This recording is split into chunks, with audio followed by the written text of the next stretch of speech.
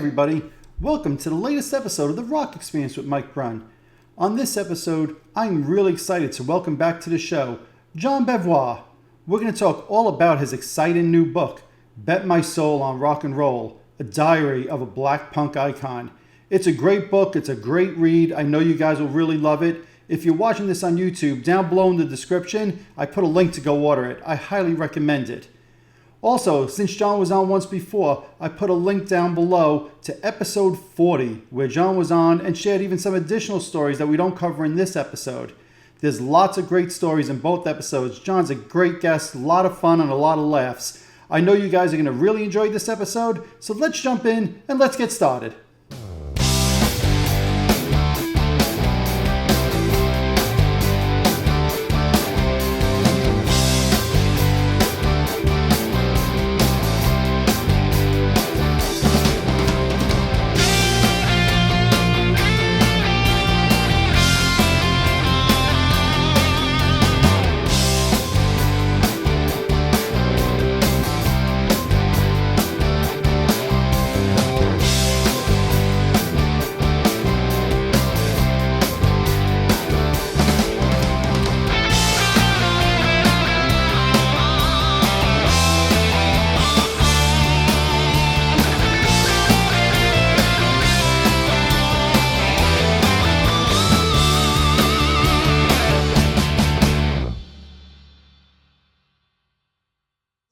John, I just want to say congratulations on your new book, right over here. Thank you very much. Bet My Soul on Rock and Roll, Diary of a Black Punk Icon.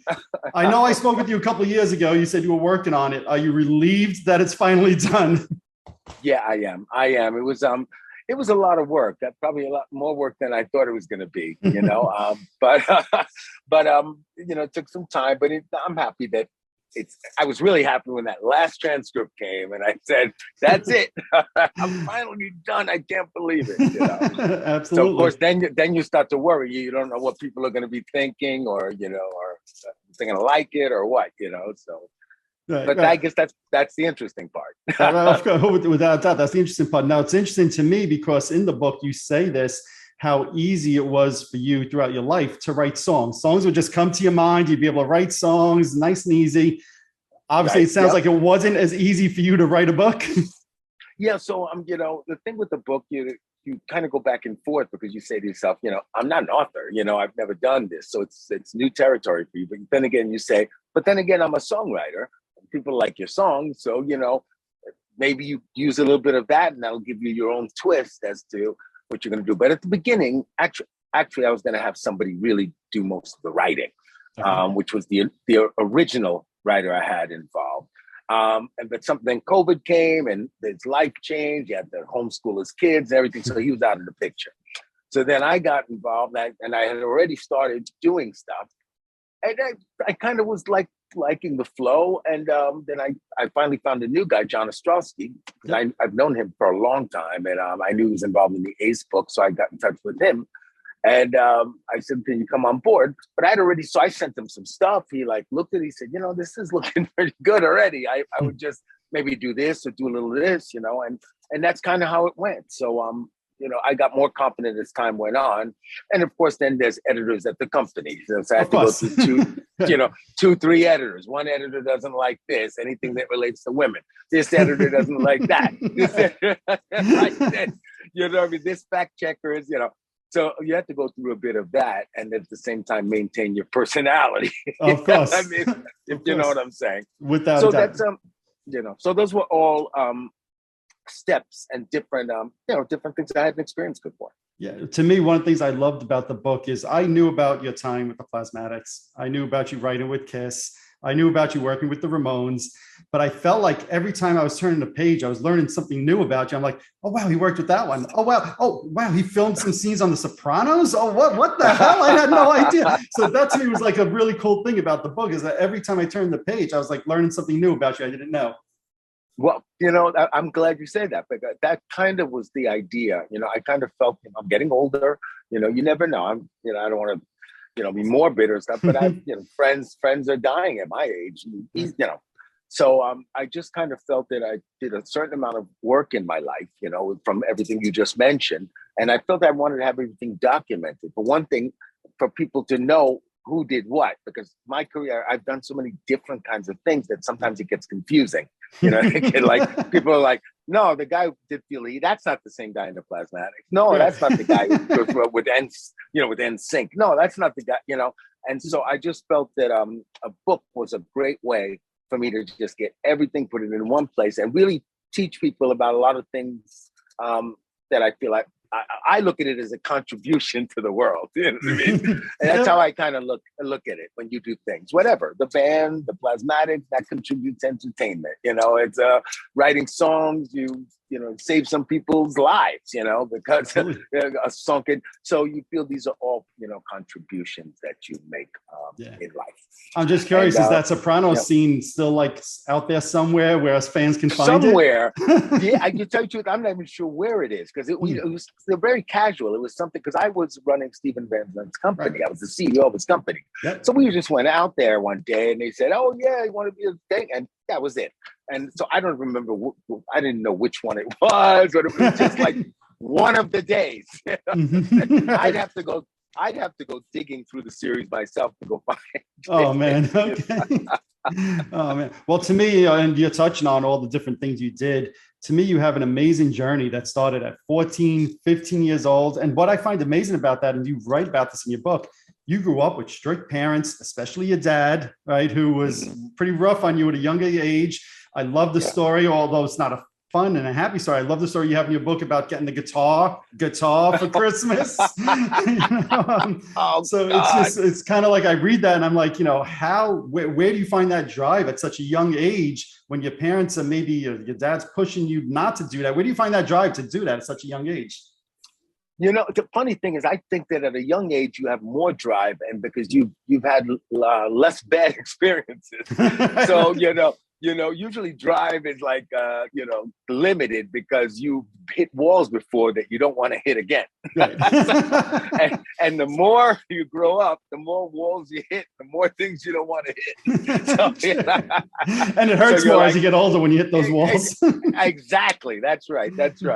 It's just a whole different. But I think as a kid, you know, because I even think about it myself, you know, that at that age, whatever, 12, I decided in my mind, I wanted to be a rock star. I want to be a rocker. That's what I want to do. And I was so adamant about it. And it's like, I have no idea how I actually got there, to be honest with you, because it's probably it's a melange of different happenings. You know, that person meets that one. And, you know, I had Kiss posters on my wall. I didn't really think I'd end up writing with Kiss, you know, when I was at that age. You know what I mean? It's like, this was a world completely beyond me, you know, but I guess my father gave me the drive too, because as strict as he was, he threw me out there to be on my own. And he said, you know what, you want to do what you want to do? Well, then go do it, but you're on your own, you know? So what are you going to do? Right. You know, you have to move forward. You have to, you know, do it. And so I think maybe that helped, believe it or not. Well, you say that in your book, right? You say that your father, as much as he kicked you out, you ended up with a much better relationship with him in later years. And you say he's one of the biggest influences of you actually becoming a success. That's right. It's Which is awesome. You know, it's funny. You don't know that at the beginning. It's just, you know, it's things that you learn later on. Right. So at an early age, then you're singing with the Flamingos, which, you know, people who watch this and maybe don't know that, all you need to know is, because everybody knows the song, Only Have Eyes for You, right? It's a classic song, I think from like 58, 59 time period, a classic. How does a young kid get into the Flamingos? And I know you said this is like a life-changing event for you, but how does that happen?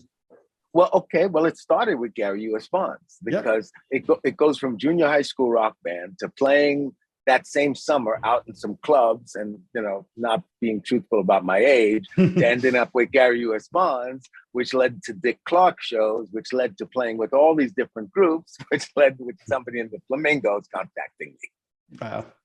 Amazing. Now, what age were you when that happened? So Flamingos must have been 17, I believe. You were already old in the industry, right? I know, right? I almost felt that way. I was like, almost like I've done it all. I've played in arenas already. I've done it. I've been on stage. I mean, what's left to do? Well, the amazing part to me reading the book, and so you've had all these experiences. You're 17, yet you describe yourself as an insecure kid. And I just like, I have a hard time saying, wow, how could you have been insecure and have all of those accomplishments? At 17, I was still trying to figure out how to pass my math test in high school. Well, that for sure, because I wasn't focusing on school. Right. But when you say insecure, for one thing, when I first moved out to Long Island, we moved all the way out to exit 60. I was the only black kid around, and it's not like for the most part, I had the greatest friends, matter of fact, up till now. That's why you said you're from Long Island. I have great memories from Long Island because my friends from Long Island are, they're still my friends from Long Island. You know what I mean? And I can't say that about everywhere. You know what I mean? So absolutely. I just look, I'm sorry. So the insecurity comes from that's where it first started, because you had to deal with being afraid, always being aware. Oh God, somebody's yelling something out of a car, or you go to the movie theater, somebody would yell, or you go to the beach, you're always nervous around because somebody's gonna say something. God forbid you wait. You know what I mean? Then all of a sudden you hear something and you're like, oh, here it goes. I knew it was coming. And so that makes you very insecure. And but at the same time, I think I was the kind of guy that even though I was insecure, I was rebellious about it, and I would fight against it rather than to give in and just go, lick my wounds. I just say, actually becoming successful was my answer to negating all of that stuff. So I kind of felt, if you could get to that point, if you could get to MTV, or what I mean, that everything will change, you know what I mean? And people won't look at you like that anymore. And girls won't look at you like that. Girls' parents will let you date them. And oh, that's hilarious. Although some parents probably like, I don't want the rock star in the house. I know, exactly. Oh, but man. it's, it's funny. I think that drives you to go get that success, because there lies your answer. It's so true. So now, obviously, you are notorious also for the mohawk. When did that first start? It started with the Plasmatics. Believe it or not, for a little time period, I was always rebellious and wanted to do things differently. And maybe it's because I grew up.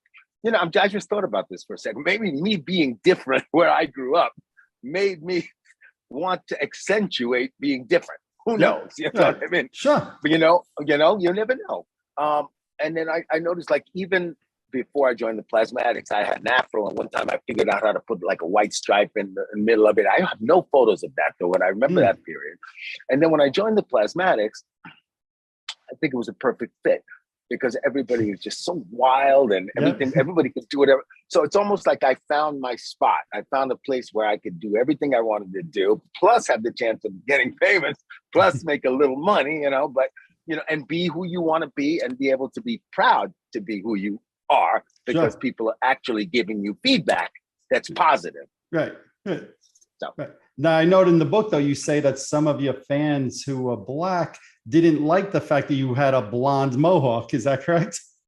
Yeah, but it wasn't fans. It was just Blacks in general. Okay. So, for example, let's say Times Square was like a major place where, that's a major place of trouble. Back then, Times Square wasn't what it is now. You know what I mean? Very different. Disneyland and everything like that. And, people selling drugs, selling licenses, prostitutes, everything. You'd go, and so every time I'd go walking through any, you always have, guys trying to, fight with you. Oh man, you can't be wearing no blonde hair. That's going against the roots of our people. I heard that story the most, but I heard they were really upset with me, as if I was denouncing being Black. And it's so funny now when I look and I go see my son play basketball, and I saw there were four Haitian and little Black kids all had blonde mohawks. Oh, wow. Nice. And I'm looking at this, and it's the same mohawk I had back in the Plasmatics. I'm sitting there and going, that's unbelievable. And soccer players now, football players, everybody. So it's amazing how the whole thing changed and evolved. Right. Back then, it was a different story. No, without a doubt, it was. And to me, one of the things with you is you always did things your way. I'm going to say, right. And as I'm reading the book, and I'm learning that you offered to be a bassist in Michael Jackson's band. You were offered to be the guitar player on Madonna's "Like a Virgin" tour, which I happened to see. And you said no. And at first I'm like, he said no. What is he, crazy? And then you say in the book, well, try to name one bassist that toured with Michael Jackson. And I'm like, interesting. Very interesting. But that had to take a lot of guts on your part. I mean, Madonna and Michael Jackson, two of the biggest pop stars of the 80s, probably ever. No, not just the 80s, ever. Well, first of all, they weren't that, well, Michael was, but Madonna wasn't at the time. Matter of fact, I was kind of seeing her for a minute there. Right. And the next year, she went and this record came out, and it was a hit. But still, I mean, I knew she was going to be successful. But I kind of looked at it more like, because, we had a little thing like, dance is this, because Plasmatics were big at that time, right around that time. Mm-hmm. So, and then all of a sudden she came, zoom. So it was almost like John. Oh, man. So that was that. But with Michael Jackson, that was harder. But it wasn't that hard for us because of what you just said, is that it was a real honor. I mean, the first of all, that you like you're looking up or you're playing and everything else. And it was first for a video, that he wanted me to do stuff. Plus he wanted to do stuff with me for a while. I just knew that it would pigeonhole you in that, especially even the way I look, because people would really look at you as that in that place. And it's really hard for the general public for some reason to be able to transform that and move that over. It's almost like Jennifer Batten, right? Jennifer Batten and Mohawk, ended up in the band. All right. Mm-hmm. All right. But nevertheless, she'll go out trying to do a million things, but it's very difficult for you to see her as a solo artist. Sure. Makes sense. Does it make sense? It totally makes sense to me. Yeah. Totally does. That's only the reason. That's the reason. Now, I know, and also you had a couple of opportunities to work with Prince over the years, right? Including like at one point he wanted to sign your band, he wanted to record your solo album, and obviously Prince is no longer with us. And that was the one I felt in the book that you were like, "Ooh, I wish I could have a do-over on that one." Yeah, I felt that, to be honest. I think that at the very beginning, when it all started, it was a difficult time because there was people don't remember this, but there was a lot of racism at radio. Mm-hmm. So there was like literally there'd be room for one guy. It was either Prince, or it was going to be me, or it was going to be Terrence Trent D'Arby, or it was going to be Lenny Kravitz. But Lenny Kravitz came later. But there wasn't. They were really just touching their toes. MTV wasn't playing anyone. Agreed. Even Michael Jackson at first wasn't on. Even Michael MTV. Jackson wasn't. That's right. So at that time, you had to try to stay in your lane. Because it was like, if I jump on that train, I'm just giving gas to that train, and my train be running on empty.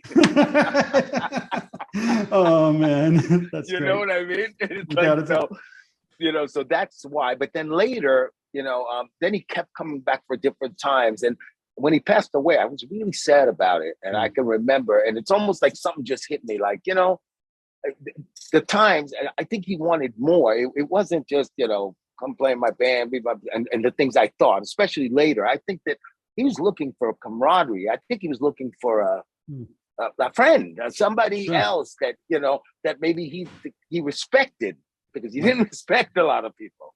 Somebody that he respected that maybe, I'm just guessing, but that's almost like when I started putting pieces together at the end of contacts we had and things like that. Even with him wanting to do the Crown of Thorns project, I'm thinking like, why would you?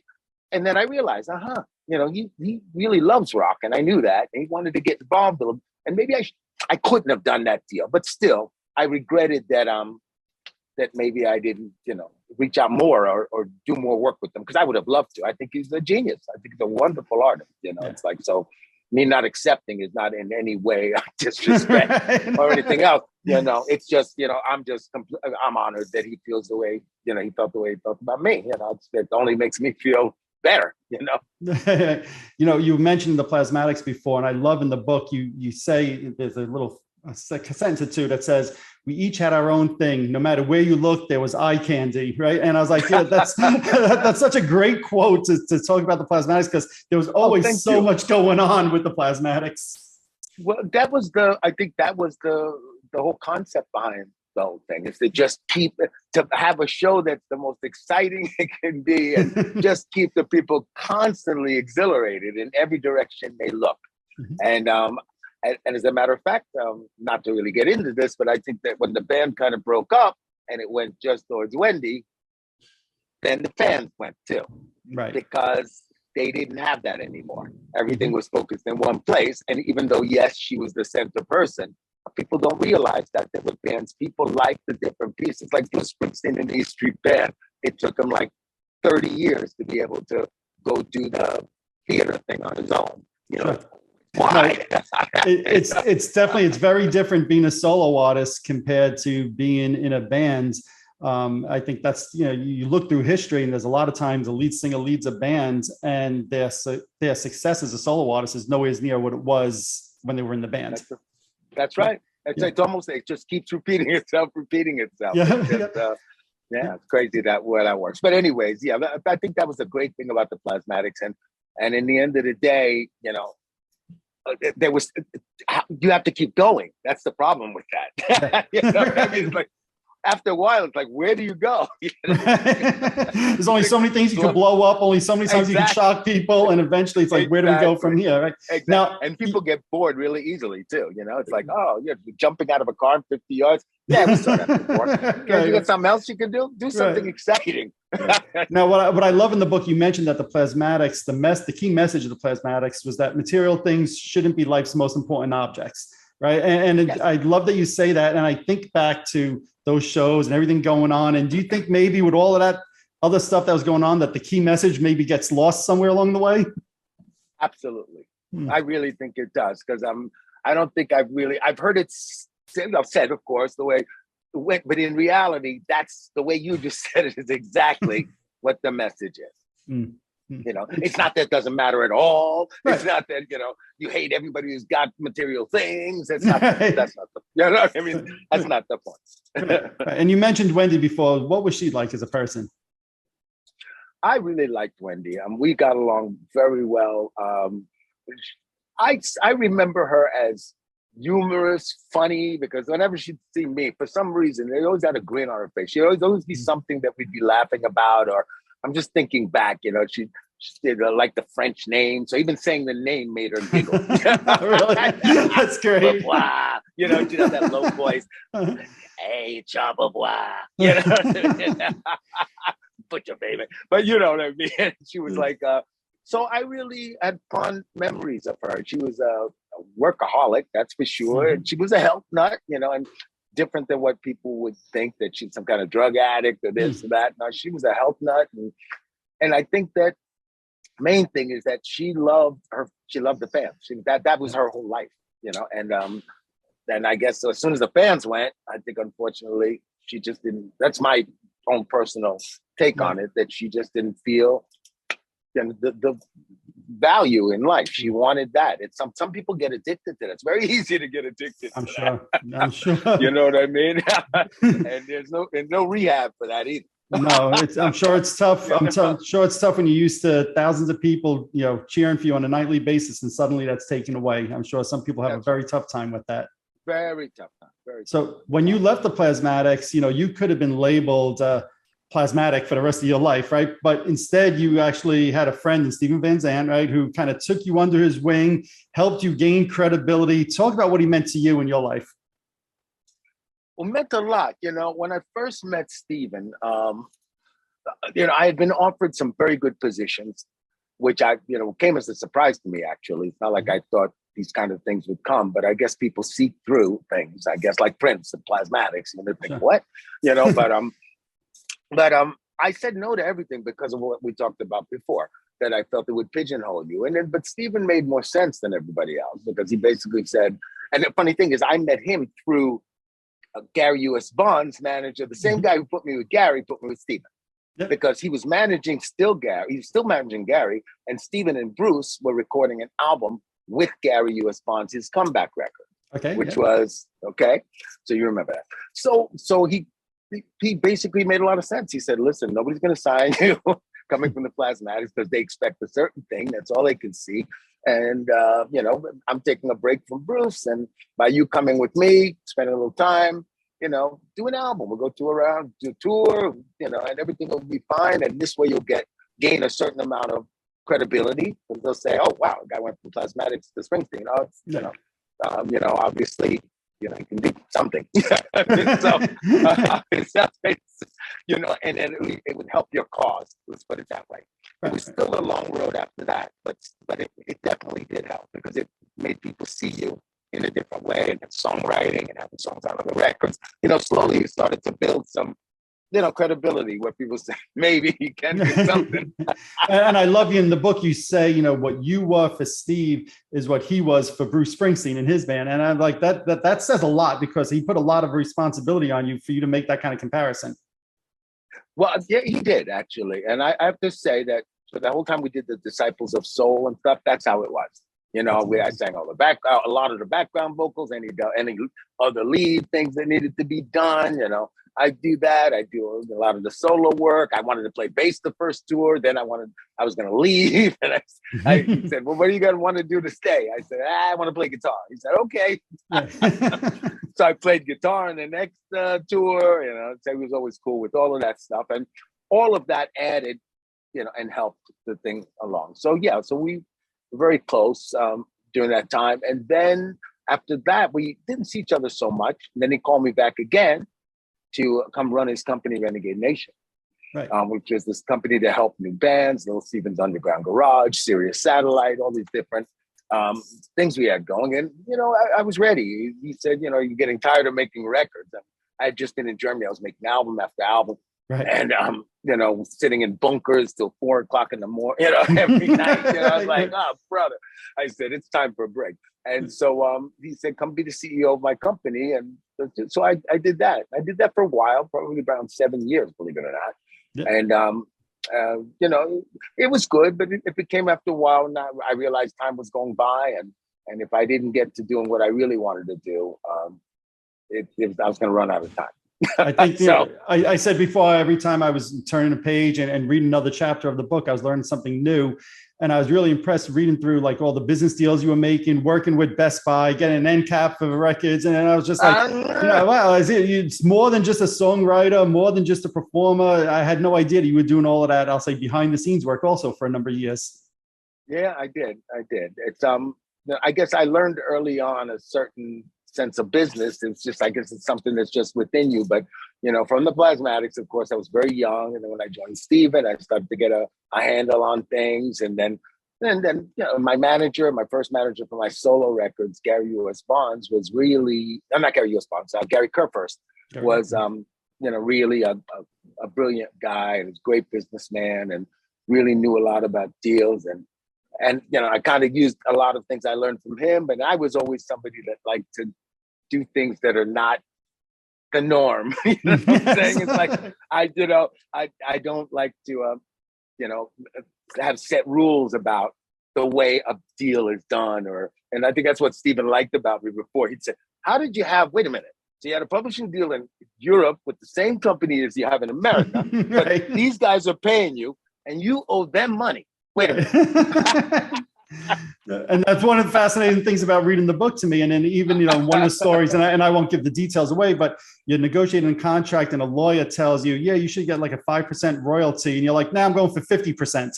And you get 50%. And it's just like, whoa, you know. Well, you know what happens? It's like, you know, I go by my gut and my feeling, what I believe is fair. And sometimes it's not always in line with what other people think. You know, and I'm that way about everything, you know what I mean? And it's like, I looked at the situation, for example, you're talking about Stephen and Lilyhammer, that there's a certain value that he was bringing to the whole thing that they'd never have otherwise. Right. But a lot of the lawyers, you know, or the American lawyers, they get used to a formula every day. If they handle actors every day, about 5%, 5%, you know, they're doing the same deals all the time. You know, they never got anything above 5% for any of their guys. So they figure, well, why are they? And they stick with it, and I think it limits them. Sure. You know, sometimes, you know, and it's just, you know, it's just the way it is. You know? Now, another person that you say in the book was a big influence on your life is one of the guys on your T-shirt over there, Paul Stanley, right? So you say you've incorporated even many of his ways of life into your own. So talk about what Paul Stanley meant to you, not just as a friend, but even as a mentor for you in your early days.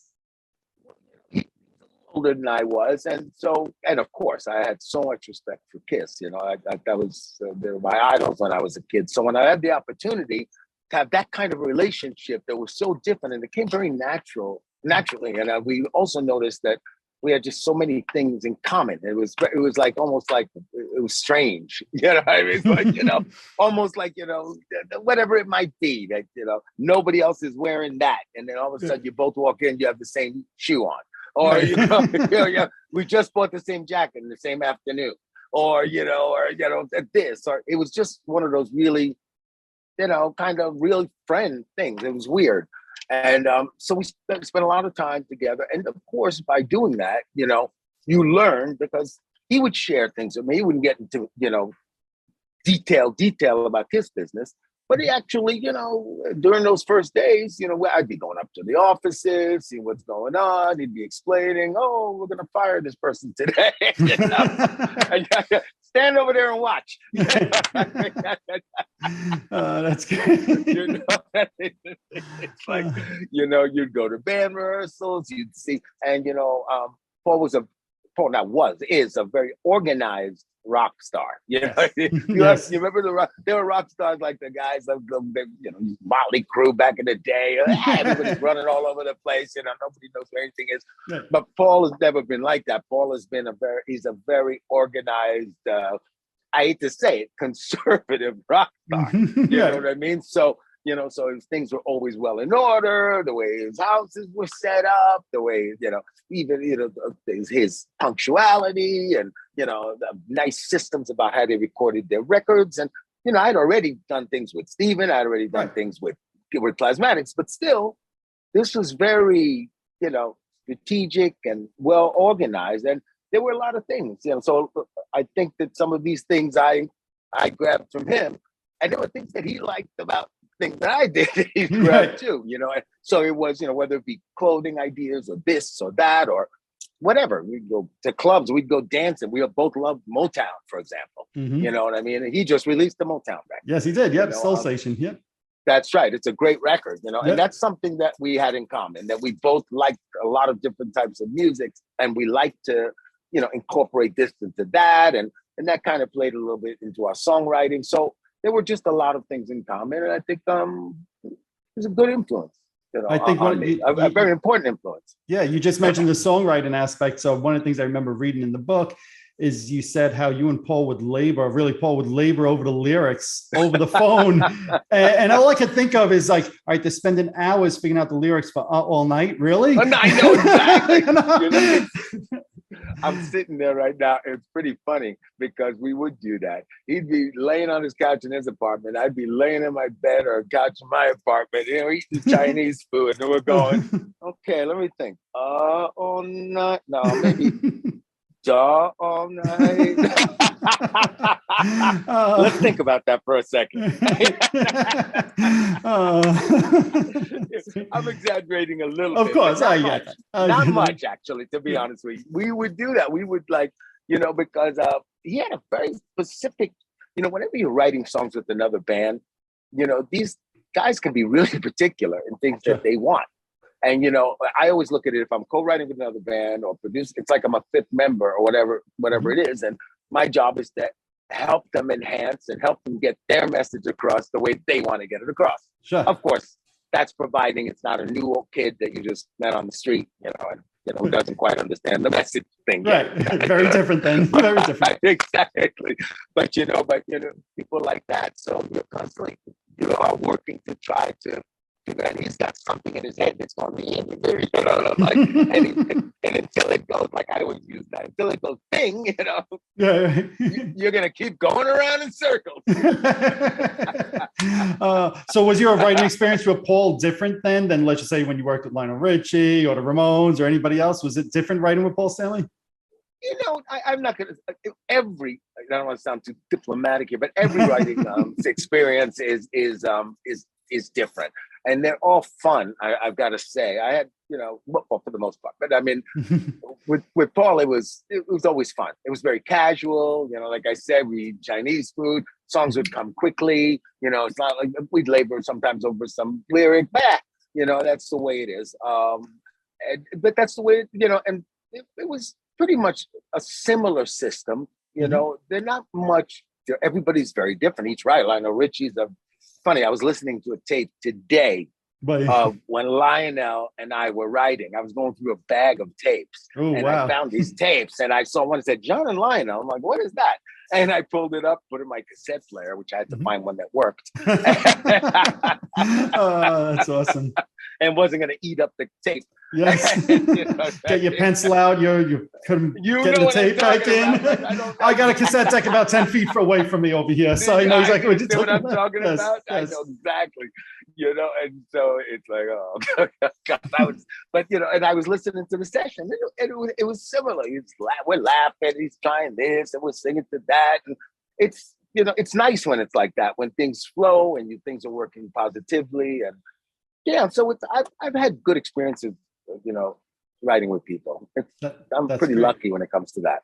That's great. And it's been well documented, obviously, that you played bass on some of the Kiss songs that you wrote, and even some of the ones you didn't write. And what I love in the book, you say Gene was always extremely supportive of you, because I've always envisioned like Gene kind of like, who's this guy playing bass on these songs or whatever. But you say quite the opposite, that he was actually very supportive of you, was supportive of Crowns of Thorns. So it sounds like he was a friend and an ally of yours. Absolutely. He always was, from the very beginning. He always got like I might even say in the book, he calls me Beauvoir. It's his own way of pronouncing, hey, Beauvoir, whatever I am, yelling across the room. It's pretty funny. And he's like, I look at him like a dad almost, He's like, always like a big bear, He's like, kind of like, and he's always, I was really young then, we're going back quite a ways here. You know what I mean? I mean, they weren't too old either. And he wasn't like my dad then, but still, he's always been above all of that. I've never seen him like that's kind of beneath him to be doing that kind of a thing. He's just like, if you play the part right, it's great. You probably like the fact that, he lets me play. He was supportive. There was no, he had no problem with that kind of thing at all. I think he liked that. And he's a great bass player, mind you. Yes, I agree.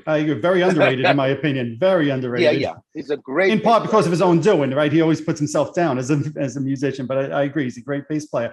Now, one of the things to me, reading your book, is I was always under the impression that Gene was like MIA during those recording sessions. And it sounds like you're saying like, no, you were recording bass and he's sitting right alongside you as you're doing it. So you kind of punched a big hole in that to me.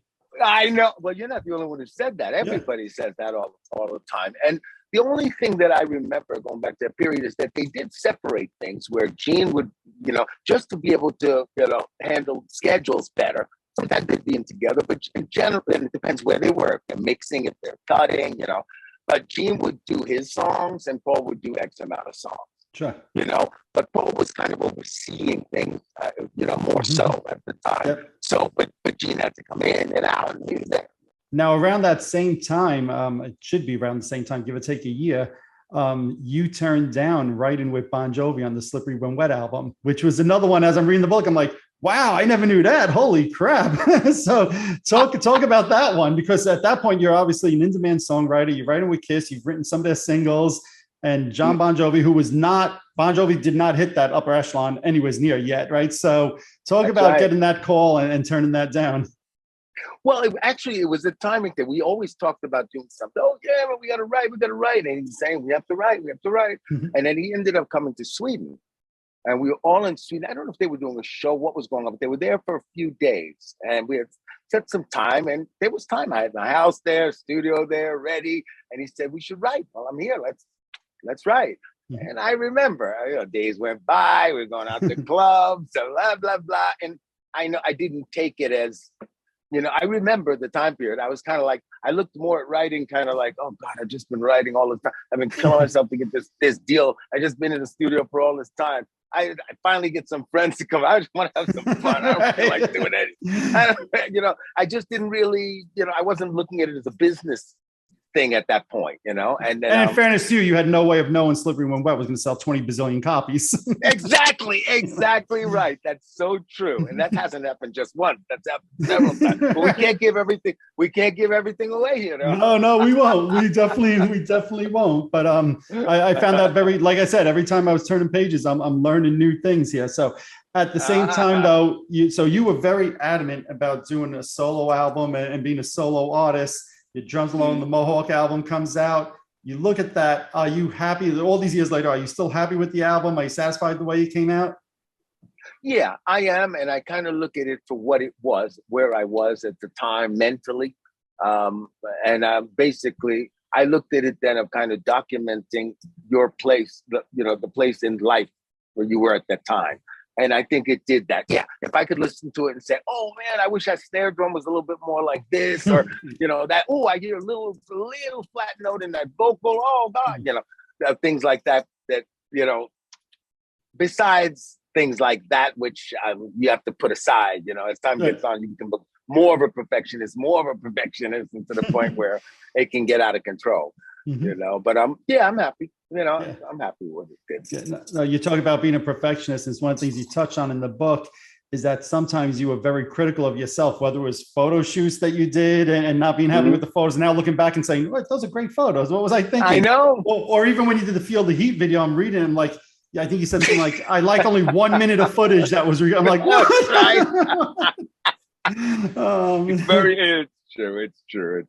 It's true. Yeah, you might see yourself differently than other people do sometimes, or sometimes you need time to get perspective. That's why everybody thinks that they know what's best for them all the time, but it's not always true. You know what I mean? There's like, somebody could think, a girl could think, oh man, when I wear this, I look hot. And the guys might be looking at her going, when are you going to change that thing? But you touch on an important thing. Go ahead. Go ahead. No, I was going to say, you touch on an important thing. You talk about perspective. And in the book, you say something like, songs become more important as time go on. And I remember writing that down when you said that, because I'm like, man, that is so true. And whether it was like when you were working with the Ramones and the song Merry Christmas, I remember when that song came out, I was like, I loved it when I was 17, 18 years old. And I think my friends were like, but is it a Christmas song? Is it a punk rock song? Well, what is it? and now it's kind of taken on a bigger life in more recent years. So I do think with perspective, sometimes things are seen in a different light. That's right. Absolutely. And sometimes it takes time. I've seen that happen several times. And that's something that you have to live through so that you can hopefully try to explain that to younger people, who are going to go through the same thing. You know what I mean? So. Yep. Now, you have, and you touch on it in the book, the racism in the industry that you had to deal with. And I love that, the last, say, chapter or two of the book kind of touches on that. And there's little touches throughout the book, but I love that your philosophy is like, just do you. I love that quote, just do you. So just talk about, again, some of the challenges maybe that you felt you had to face in the industry in order to get the success that you had. Besides, there was a racism issue, and then the mohawk really blew things out. You need pioneers in the world. You need people who are going to lead certain things so that people have something to follow. You know what I mean? You can't have all leaders, you know what I mean? Or else we have no fans. Sure, exactly. You know what I mean? But there is some kind of a balance, I think, that needs to exist of certain people that open certain doors. It could be for anything. It could be for, going from certain kind of glass to something else in a window, or, a hospital. I mean, anything in life. You know what I mean? 1 second, I just lost my train of thought. Okay, that's right. So for me, it was something I had to go through. And then, like I said, once there was a little bit of success, then you saw that people treated you very differently. Yep. Which was very interesting to learn too. That makes a big difference. You know what I mean? It's like, which is, sometimes a little shameful, but I believe that everybody should do what they want to do, and I believe everybody, more so, the world is becoming more just do you than it was even 3 years ago after COVID, because nobody wants to go back to work. Very true. Isn't that true? Right. Absolutely. Do you know what I'm saying? So 100%. the point is that you can, try to get the most out of life. That's really what it comes out to. And I'm not just saying, that's why I say just do you. Don't just do it. Don't just go do things for the sake of doing it. Yeah. Just do what you feel like doing, that you feel makes you happy, and don't put barriers and blockades in front of you from, to prevent you from being yourself. Yeah. And to me, that's one of the things I take from the book. Again, especially when you look at the punk rock scene and you think of some of the bands in the punk rock scene, and there's this certain perception of punk rock just in general, but you kind of broke that mold by being you. And whether it was Prince, whether it was Madonna, Little Steven, Elton John, Bruce Springsteen, Stevie Nicks, right? All of these people who are complimenting you and really recognizing the talent, to me, just says a lot about the message, again, that's in this book. And I want to just show it again. It's in this book, right? And that's one of the things I really love is that if you just be you and you follow what your heart and follow what you dream, you could accomplish these things probably if you just stay true to who you are. That's right. That's the message. And I'm hoping, besides what I said about wanting to have things in one place, everything like that, I'm hoping that the book can be educational for others who want to get in the music business, for teenagers, for people who just in general. And I tried to put different stories and just try to make it a bit educational as well. I think you accomplished that. And to me, like, again, I was a big Ramones fan, 70s into the 80s, right? And I just even loved reading about the time that you were producing the Ramones. I happen to love the song Bonzo Goes to Bitburg is what I call it, right? It's not Your Brain is Hanging Upside Down. I'm sorry. I know. It is not. But in the book, you you say it was stressful to produce the Ramones. So just talk about maybe some of that experience and producing them. Well, first of all, I knew them before I got the job to produce them. So we were already friends. But when you produce them, you really get close because you're spending a lot of time. Joey's at your apartment all the time. Dee Dee's at your apartment. You're over here, you're over there, and why it became stressful sometimes is because you couldn't get everybody to agree on certain things. Joey loved musical things. He loved strings. He loved piano, anything beautiful. Johnny wanted to keep everything punk rock. Dee, he wanted to stay true to the brand. You know what I mean?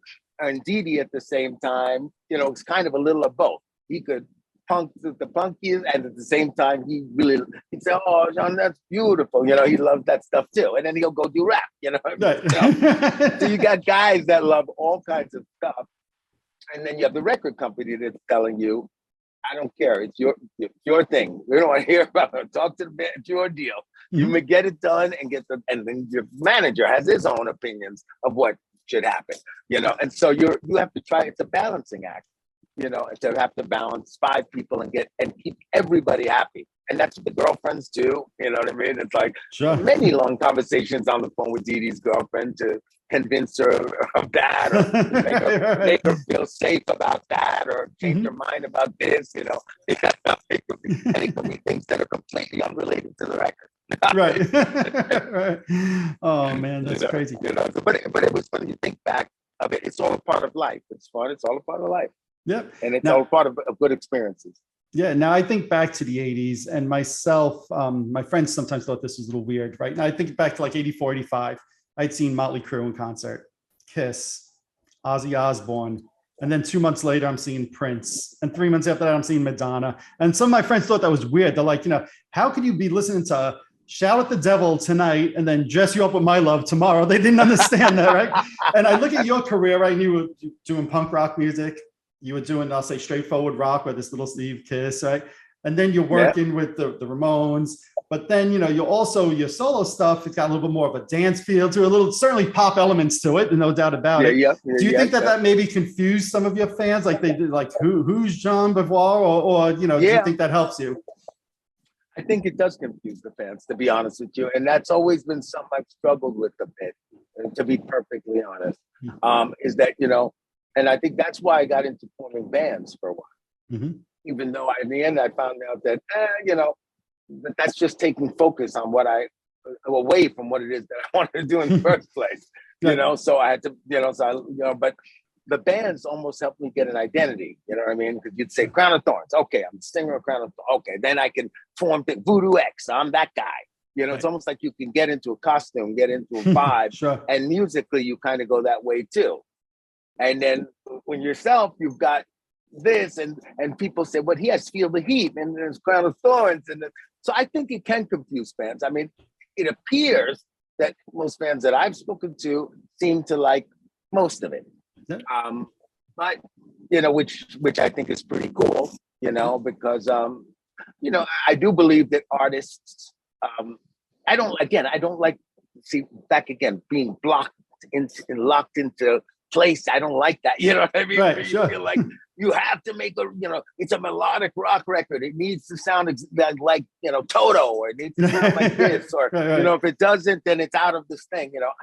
I don't like being in those positions, and the great bands were never in that position. Def Leppard, they were a rock band, but they did different kind of thing. Beautiful ballads, same thing with Aerosmith, same thing with Rolling Stones had Shattered, right. and then they had, Wild Thing, but, they all over the board. Beatles had Revolution, then they had, Magical Mystery Tour. To me, that's art, when people can, and when fans can follow an artist through a journey, because people change. You go through different things in your life. You feel things differently. And, Queen, look at Queen. They went through their dance era, Yep. Bohemian Rhapsody, the rockiest songs you can think of. Yep. But I think that's what made them have depth and flavor instead of just, one band. You always get, well, I'm not going to say that because, Metallica, well, even Metallica does. Yeah, even Metallica's, yeah, absolutely. Yeah. You know what I'm saying? I think most bands except AC/DC, I think you can name, and they probably, I think AC/DC is the only one that puts the same album out 30 times and it works for them, right? But that's right, exactly. You're 100% right. They found a formula, it works, and it's unique, and it's like, and it keeps people moving. It definitely does. Important. You know what I mean? That's so true. Yeah, to me, one of the things that's cool though is I've seen some of your live performances online from recent years.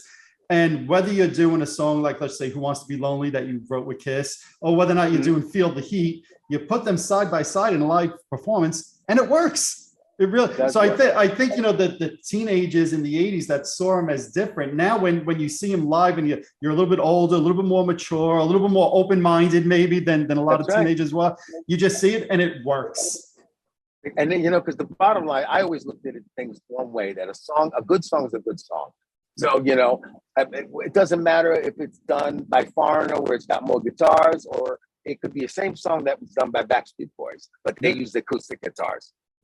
The chords could be the same. Yeah, it could be the same chorus. It's like, you can make it rock by adding it. But if it's a good song, it's a good song. So I was always attracted into good songs. I like that more so than just picking a style of music and trying to make sure everything sounds like that.